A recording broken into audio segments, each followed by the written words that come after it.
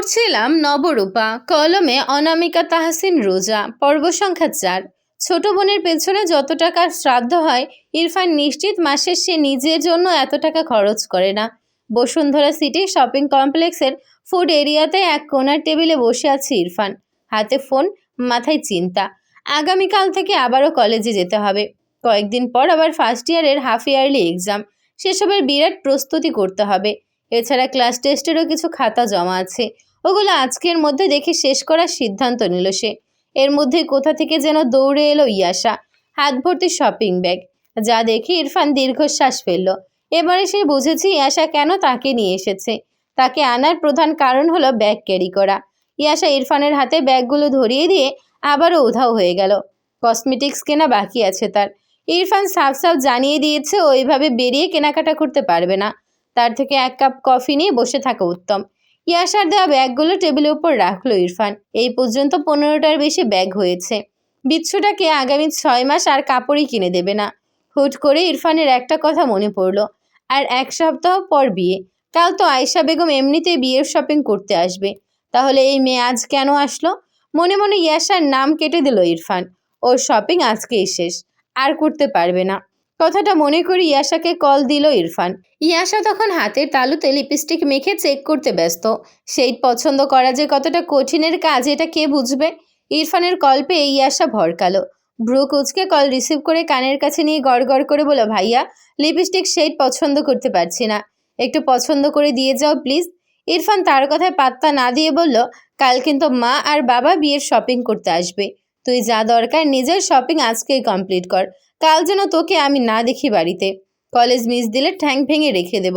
ইয়াশা প্রথমে মুখ ঝুলিয়ে ফেলল, পরবর্তীতে রাজি হলো। ইরফান এবারে বলল, দ্রুত কাজ কমপ্লিট কর, আমারও কাজ আছে। এবারে ইয়াশা একটু উৎফুল্লিত নয়নে চেয়ে টেনে টেনে বলল, কি কাজ ভাইয়া? চোখ সরু করলো ইরফান। কিছু না বলে ফট করে ফোনটা কেটে দিল।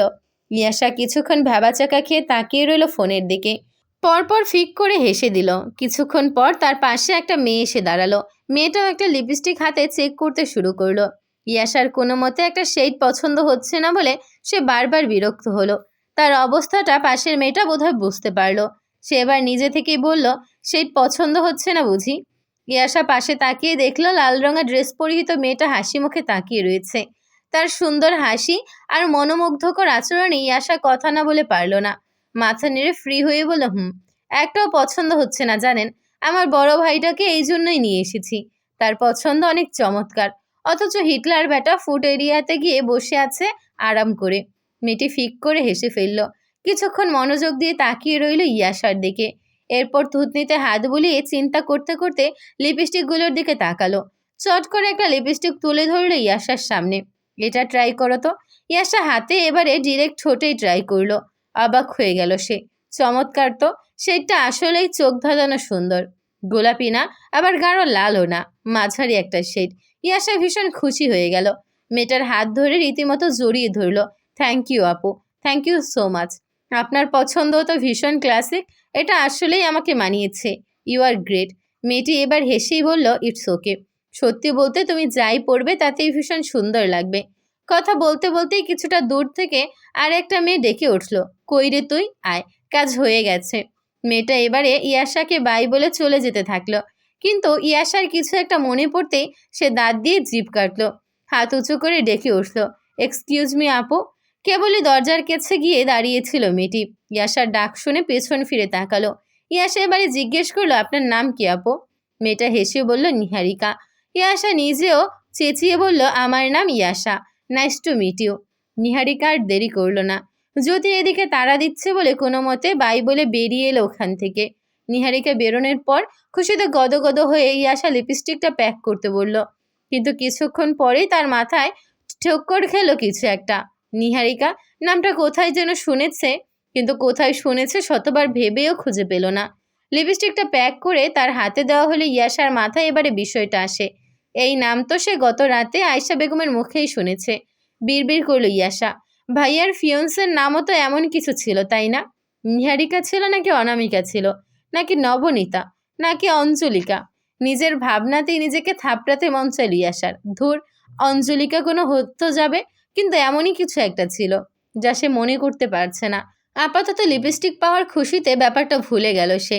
এদিকে অনেকক্ষণ যাবৎ শপিং করার পর জ্যোতি পুরোপুরি হাঁপিয়ে গিয়েছে। পেটে মোচড় দিয়ে খিদের কথা জানান দিচ্ছে। পেটে বসবাসকারী দায়িত্বশীল ইঁদুরেরা। জ্যোতি এবারে মাথা এলিয়ে দিল নিহারিকার কাঁধে। ক্লান্ত ভঙ্গিতে বলল, দোস্ত, এই ছাগলের 3 নাম্বার বাচ্চার জন্য আমি 25,000 টাকা খরচ করলাম। এর কোনো মানে হয় বলতো? হাসলো নিহারিকা, বলল, অবশ্যই মানে হয়, যদি তুই ওকে বিয়ে করিস। বউ হওয়ার পর রাত ভাইয়ের মুখের সামনে চুম্বক ধরবি আর পেটে সুরসুরি দিবি। সব টাকা পেটের মধ্যে থেকে গড়গড় করে বেরিয়ে আসবে। পরিকল্পনাটা ভালো লাগলো জ্যোতির। নিহারিকাকে জড়িয়ে ধরে খুশি মনে এগিয়ে যেতে থাকলো ফুড এরিয়ার দিকে। প্রচণ্ড পরিমাণে খিদে পেয়েছে তার। বড়সড় একটা মিল না নিলেই নয়। কিন্তু হুট করেই জ্যোতির নিজের মাথায় গাঁটটা মারল। নিহারিকাকে বলল, উফ, সরি দোস্ত, আমি তো ভুলেই গিয়েছিলাম। তুই এখনো কিছু কিনলি না কেন? নিহারিকা বলল, তুই আগে খাওয়া শেষ কর, একটু রেস্ট নিয়ে নে, তারপর আমি কিনবো। আমারও তো কেনাকাটা নেই, এমনিতেই কাল নাকি বিয়ের কেনাকাটা করতে আসবে। যদি বোঝার ভঙ্গিতে মাথা নেড়ে বলল, ওকে। কাল তো তাকেও আসতে হবে, তাহলে কিছু টাকা বাঁচাতে হবে। ফুড এরিয়াতে ঢোকার সাথে সাথেই জ্যোতির গোয়েন্দা রূপ চোখ গিয়ে পড়ল ডান দিকের টেবিলটাতে। কিছুক্ষণ চোখ পিটপিট করে তাকিয়ে থাকার পর জ্যোতি নিহারিকার হাত ধরে বলল, হ্যাঁ রে দোস্ত, আমি মনে হয় চরমভাবে তোর হবু বরের উপর ক্রাশ খেয়েছি, বুঝলি? কিছু মনে করিস না, আমি নির্দোষ। নিহারিকা চোখ কুচকে তাকাতেই জ্যোতি আবারও বলে, সিরিয়াস ভাই, আসলেই যেদিকে তাকাচ্ছি সেদিকেই তোর হবু বরকে দেখতে পাচ্ছি। ওই দেখ, ওখানে বসে থাকা জেন্টলম্যান ভাইয়াটাকে দেখে তোর বর মনে হচ্ছে। দেখ, একটা আপুর সাথে বসে আছে। বলেই লুকিয়ে আঙুলের ইশারা করে দেখালো জ্যোতি। নিহারিকা এভাবে চোখ কুচকে রেখেই সে ডান দিকে টেবিলে তাকালো। সাথে সাথে চোখ জোড়া স্তম্ভিত হলো তার। আপনা আপনি চমকে গিয়ে ফট করে মাথা ঘুরিয়ে নিল। শুকনো ঢোক গিলল বেচারি। আয় হায়, ইরফান কবির এখানে কেন? কিভাবে? এবার কি হবে? জ্যোতি মলিন মুখ করে তাকালো নিহারিকার দিকে। বলল, আই এম সরি দোস্ত, আমি মোটেই এত পাগল হইনি যে যাকে তাকে তোর বর ভেবে বসবো। কিন্তু ক্রাশটা ভালোই খেয়েছি, নাহলে যাকে তাকে তোর বরের মতো লাগবে কেন আমার কাছে? নিহারিকা এবারে এলোমেলো দৃষ্টি ফিরল। পালানোর পথ খুঁজে জ্যোতির হাত ধরে দাঁত খিচিয়ে নিচু স্বরে বলল, ওরে পাগলি, তুই ভুল দেখিসনি, ওটা উনি। এবারে জ্যোতি অবাক হলো। চট করে আবারও সেদিকে তাকালো। খুশিতে চেঁচিয়ে ওঠার আগেই নিহারিকা ওর মুখ চেপে ধরে বলল, চল বেরিয়ে যাই, চল প্লিজ। নিহারিকা তাড়াহুড়ো দেখে জ্যোতি মুখ কুচকে তাকালো। কেন ভাই? চল না, কথা বলি। আরে তোর হবু বরই তো, চল না প্লিজ প্লিজ।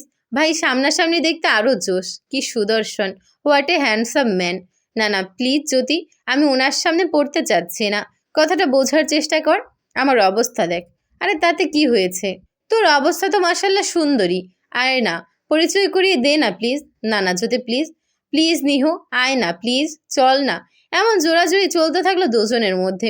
নিহারিকার রীতিমতো কান্না পাচ্ছে। ইয়াসা কেবলই খিদে পাওয়ায় এসে বসেছিল ইরফানের পাশে। এতক্ষণ যাবৎ কি কি শপিং করলো সবকিছুর বর্ণনা দিতে ব্যস্ত ছিল। এমনকি একটু আগেই লিপস্টিক কিনতে গিয়ে একজন চমৎকার আপুর সাথে পরিচয় হওয়ার ব্যাপারটাও বলেছে ইরফানকে। ইরফান কোনো প্রতিক্রিয়া না দিয়ে বসে বসে ছোট বোনের বকবক শুনছে আর কফির কাপে চুমুক দিয়েছে। এদিকে জ্যোতি আর নিহারিকার এমন রেশারেশির মাঝে কিছুটা আওয়াজ পেয়ে সেদিকে চোখ রেখেছিল ইয়াসা। সাথে সাথে ইরফানের বাহু ঝাঁঝিয়ে বলল, আরে এটা তো সেই আপুটা, দেখো ভাইয়া, ওই আপুটাই আমাকে লিপস্টিক চুজ করে দিয়েছিল। ইরফান দেখল না। এদিক সেদিক মেয়েদের দিকে তাকানোর অভ্যাস নেই তার। কপাল কুঁচকে বোনকে চুপ থাকতে বলল, শাট আপ, চেঁচাবি না। তুমি একবার দেখো না আপুটাকে, অনেক মিষ্টি আপুটা, চলো না মিট করিয়ে দিই। ইরফান এবারে ভ্রু কুঁচকে তাকালো বোনের দিকে। ইয়াসা বুঝতে পেরে জিভ কেটে বলে, উফ, সরি সরি, আরে সেভাবে তো বলিনি। ইরফান আবারও কফির কাপে চুমুক দিল। বোনটা তার আস্ত পাগল। এদিকে জ্যোতিকে কোনো মতে এখান থেকে বের করে ফেলেছিলই নিহারিকা। কিন্তু ইয়াসা এবারে হাত উঁচিয়ে ডেকে উঠল, নিহারিকা আপু। সাথে সাথে শ্বাস আটকালো দুটো মানুষের। নাম শুনে ইরফানের ঠোঁটের কাছে কফির কাপ থেমে গেল। আর এদিকে নিহারিকার রেশারেশিও থেমে গেল। সে অপর দিকে ঘুরেছিল, কিন্তু পেছন থেকে যে একটা মেয়ে ডাকলো তা সে বুঝেছে। কোনো কিছুর হিসেব মেলানোর আগেই সে ঠোঁট ভিজিয়ে কোনো মতে আর চোখে তাকালো জ্যোতির দিকে। জ্যোতি খুশি হলো মেয়েটা ডাকলো বলে। ইরফান আস্তে ধীরে কফির কাপটা নামিয়ে রাখলো। নিহারিকা নামটা কর্ণকুহরে পৌঁছাতেই তাকে চমকে দিয়েছে। এই প্রথমবারের মতো কোনো কিছুর আকাঙ্ক্ষায় ও কৌতূহলী ঘাড় ঘুরিয়ে তাকালো। দেখলো দুটি মেয়ে, একজন এদিকে তাকিয়ে আছে আর একজন অন্যদিকে মুখ ঘুরিয়ে আছে। আর বোঝা গেল সেই অন্যদিকে মুখ ফেরানো মানুষটাকেই দরকার তার। নিহারিকা চায়নি, কিন্তু ধরা যেহেতু পড়েই গেছে, তাই কোনো মতে ধীরে ধীরে এগিয়ে ফিরে চোখ তুলে তাকালো। সাথে সাথে চোখে চোখ মিলে গেল দুজনের। আশ্চর্য হলো ইয়াশা। ডাক দিল সে, অথচ নিহারিকা তাকিয়েছে ইরফানের দিকে। কেন? ইয়াশা আহাম্মক বনে ইরফানের দিকে তাকাতেই একই কারবার দেখে আবারও চমকালো। কাহিনীটা কি জানতে সে এবারে তাকালো জ্যোতির দিকে। জ্যোতি কিছু একটা ইশারা করলো। মেয়েদের একটা অন্যরকম ইশারার ভাষাও রয়েছে, যা অন্য কেউ বুঝতে সক্ষম না। অপরিচিত বলে পুরো বিষয়টা ধরতে না পারলেও এটুকু ধরতে পেরেই সবটা বুঝতে পারল ইয়াশা। ভ্রু উঁচিয়ে ও বলে উঠল। পর মুহূর্তে আবারও আনন্দে লাফিয়ে উঠে ইরফানের বাহু ধরে বলে, ভাইয়া, আপুটাকে চেনো নাকি তুমি? এটাই ভাবি নাকি? কথাটা শুনেও না শোনার ভান করল ইরফান। কিছুক্ষণ ব্ল্যাঙ্ক মাথায় বসে রইল। কি করা দরকার বুঝলো না। এরপর নিজেকে সামলে উঠে দাঁড়ালো। এগিয়ে আসলো এদিকে। নিহারিকার হাতের তালু ঘেমে গেছে। সে জ্যোতির হাত শক্ত করে ধরে রইল, কিন্তু বেইমানি করল জ্যোতি। সুন্দর করে জোর করে হাত ছাড়িয়ে নিয়ে দৌড়ে ইয়াশার কাছে চলে গেল। ইয়াশাকে নিজের মতোই মনে হয়েছে জ্যোতির, তাই তার সাথে পরিচিত হওয়াও যাবে, আর এই চাপা মুখ দুটোকে স্পেসও দেওয়া হবে। কেমন আছো নিহারিকা? ইরফানের প্রশ্নে হুট করে ছুড়ে দেওয়াতে অপ্রস্তুত হলো নিহারিকা। নিজেকে সামলে নিয়ে বলল, আছি মোটামুটি। আপনি? ইরফান কিছু বলল না। কিছুক্ষণ তাকিয়ে রইল। তাকে চুপ থাকতে দেখে নিহারিকা নিজেই বলল, আমি জানতাম না যে আপনি এখানে। নিহারিকার কথা শুনে ভ্রু কুঁচকে তাকালো ইরফান। মলিন হয়ে যাওয়া মুখটা কিছুক্ষণ পর্যবেক্ষণ করে বলল, জানার কথাও নয়। আপনি এত নার্ভাস হচ্ছেন কেন? নিহারিকা জোরে সোরে মাথা নেড়ে কপালের ঘাম মুছল। তাদের এই অবস্থা দেখে ওদিকে টেবিলে পাশাপাশি বসা ইয়াশা আর জ্যোতি হাসি আটকাতে ব্যস্ত হলো। মূলত ওরা দুজনেই একে অপরের শপিংগুলো দেখাচ্ছে, আর কোন ব্র্যান্ডের কোয়ালিটি কেমন, কে কোথা থেকে কিনলো সেসব আলোচনা করছে। ওদের দুষ্টুমি বুঝতে পারল ইরফান। চোখ দিয়ে ধমকালো ইয়াশাকে। ইয়াশা থোড়াই না পাত্তা দিল, বরং ভ্রু উঁচিয়ে খাপালো ইরফানকে। বুড়ো আঙুল দিয়ে ফিসফিস করে বেস্ট অফ লাক বলল। ইরফান বুঝলো এখানে থাকলে মান সম্মান আর থাকবে না, তাই নিহারিকাকে বলল, চলুন ওই দিকটায় যাই। নিহারিকা কিছু বলার আগেই ইরফান এগিয়ে গেল। অগত্যা তাকেও ইরফানের পিছু নিতে হলো। মনে মনে জ্যোতিকে গালি দিল নিহারিকা, কিন্তু মনে মনে ছোট বোন ইয়াশাকে খুশি হয়ে আরেকদিন শপিং করিয়ে দেওয়ার সিদ্ধান্ত নিল ইরফান কবির। নিহারিকাকে নিয়ে ধীরে ধীরে ফুড এরিয়ার কোলাহল ছাড়িয়ে বাইরে বেরিয়ে এসেছে ইরফান। লিফটের দিকে না গিয়ে সোজা হাঁটলো টপ ফ্লোরের কিনারের দিকে, যেখানে শপিং মলের ভেতরের বিশাল খোলা জায়গাটা নিচ পর্যন্ত নেমে গেছে। ঠিক মাঝখানে দাঁড়িয়ে নিচের তলা দেখা যায়। মানুষগুলো ছোট ছোট পিঁপড়ের মতো নড়াচড়া করছে। আলো ছাওয়া মিলেমিশে এক অদ্ভুত ব্যস্ততা। রেলিংয়ের কাছে এসে দাঁড়ালো দুজন। নিহারিকা দু হাত দিয়ে রেলিং আঁকড়ে ধরেছে, আঙুলের ফাঁক দিয়ে নিচে তাকিয়ে আছে, কিন্তু চোখে কিছু ঢুকছে না। এত আলো, এত মানুষ, সব মিলিয়ে তার মাথার ভেতরটা কেমন ফাঁকা লাগছে। ইরফান খুব একটা দূরে নয়, ঠিক পাশেই দাঁড়িয়ে, খুব কাছেও না আবার দূরেও না, যতটুকু হলে নিরাপদ লাগে। সে রেলিংয়ে এক হাত রাখলো, নিচের দিকে তাকালো। ব্যস্ত লোকজনের ভিড়, দোকানের ঝলমলে আলো, চলমান এক্সিলেটর, সবকিছু যেন নির্বিকারভাবে চলছে। অথচ এই ছোট্ট জায়গায় দাঁড়িয়ে থাকা দুজন মানুষের ভেতরে একটা অদ্ভুত অস্থিরতা জমে আছে। নিহারিকার নীরবতা ভাঙল না। বাতাসে তার নিঃশ্বাসের শব্দটুকু টের পাচ্ছে ইরফান। ইরফান বলার মতো কিছু খুঁজে না পেয়ে কণ্ঠটা ভীষণ শান্ত করে বলল, এখান থেকে তাহলে সবকিছু খুব ছোট মনে হয়, তাই না? নিহারিকা মাথা নেড়ে সম্মতি দিল। মানুষগুলোকে খুব ছোট দেখায়, পিঁপড়ের মতো, কিন্তু কাছ থেকে দেখলে প্রত্যেকেরই আলাদা আলাদা গল্প আছে, আলাদা ভয়, আলাদা আশা। নিহারিকা এবার তাকালো, নিচে নয়, ইরফানের দিকে, খুব অল্প সময়ের জন্য। তারপর আবার চোখ নামিয়ে নিল। রেলিংয়ের ধাতব ঠান্ডা স্পর্শটা তার তালুতে কাঁপন ধরিয়ে দিচ্ছে। সে হালকা গলায় বলল, আমি ভাবিনি যে এভাবে দেখা হয়ে যাবে। ইরফান নিচের দিকে তাকিয়ে উত্তর দিল, আমিও তো ভাবিনি আপনি আমাকে দেখে এভাবে এড়িয়ে পালাতে চাইবেন। নিহারিকা হালকা হাসলো। সে হাসিটা অস্বস্তি আছে, লজ্জাও আছে। বলল, পালানোটা অভ্যাস হয়ে গেছে। এভাবে পালাই পালাই করলে তো মুশকিল। এমন করলে আপনাকে বেঁধে রাখা ছাড়া আর উপায় দেখছি না আমি। নিহারিকা অবাক হয়ে তাকালো। তাকে বেঁধে রাখবে? এ কি ভয়ানক কথা! নিহারিকার দৃষ্টি দেখে তার সামনে প্রথমবারের মতো শব্দহীন হাসলো ইরফান। মুগ্ধ হয়ে সেই হাসি দেখল নিহারিকা। ইরফান ভাবল ভয় পেয়েছে মেয়েটা, তাই বলল, সবসময় দড়ি দিয়ে বাঁধতে হয় না, অন্যভাবেও তো বাঁধা যায়, বরং আরও ওতপ্রোতভাবে জড়িয়ে ধরে শক্ত করে বাঁধা যায়। সেই বাঁধন অদৃশ্য কিন্তু মজবুত। নিহারিকা বুদ্ধিমতী, বোকা নয়। না বলা কথাটা বুঝলো এবারে। হয়তো প্রথমেই বুঝতো, কিন্তু কেন যেন আজ এই মুহূর্তে তার মাথা কাজ করছে না। হাত পা অজান্তেই কাঁপছে। কেন? কারণ কি জানা নেই? ইরফান জিজ্ঞেস করলো নিজে থেকেই। শপিং করতে এসেছেন বুঝি? না না, আমার ফ্রেন্ড শপিং করতে এসেছে তো, তাই সঙ্গ দিতে আমিও আসলাম। যদি এটা সেটা কিছু পছন্দ হয় তাহলে নেব। ইরফান মাথা ঝাঁকালো। নিহারিকা বলল, ইয়াশা যে আপনার বোন হয় আমি তো জানতাম না। ওকে দেখিনি আগে। ও নিজেও দেখেনি আগে, তাই চেনেনি। তবে আজ যে আপনাকে দেখেছে, এতে ভীষণ লাভ হলো আমার। মুখ ফসকে কথাটা বলল ইরফান, সাথে সাথেই ঠোঁট ভেজালো। এখন এই লাভের কারণ কি বলবে তা খুঁজতে শুরু করলো। কিন্তু নিহারিকা আর গভীরে গেল না, জিজ্ঞেস করলো না, বরং বলল, আপনি বুঝি ইয়াশাকে সঙ্গ দিতে এসেছেন? ফিক করে হাসলো ইরফান। হ্যাঁ, জোর করে নিয়ে এলো। হাবিজাবি কি কি যেন কিনলো মেয়েটা। অবাক হলো নিহারিকা। মানুষটাকে যেদিন প্রথম দেখলো একটুও হাসেনি সেদিন, বরং মুখ গম্ভীর করে পুরোটা সময় ছিল। অথচ আজ হাসছে। আপন মনে হলো হাসিটা, ভীষণ চেনা মনে হলো। ভালো লাগলো নিহারিকার। এই তো, হাসলে কত সুন্দর লাগে মানুষটাকে। অথচ লোকটা হাসে না কেন? কেন সবসময় মুখ গম্ভীর করে থাকে কে জানে। ইরফান আর কিছু বলল না, কেবল রেলিংয়ে রাখা হাতটা একটু শক্ত করলো।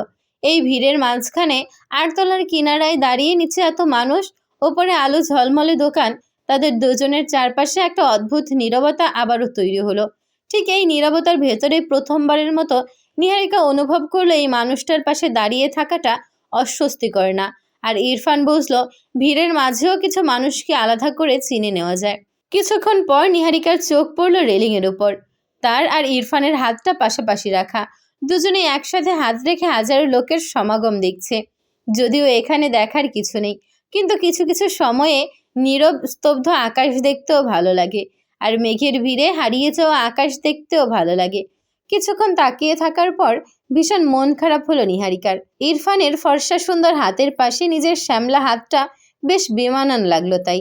কিছুক্ষণ তাকিয়ে থাকার পর ভীষণ মন খারাপ হলো নিহারিকার। ইরফানের ফর্সা সুন্দর হাতের পাশে নিজের শ্যামলা হাতটা বেশ বেমানান লাগলো তার, তাই ধীরে হাতটা সরিয়ে নিল।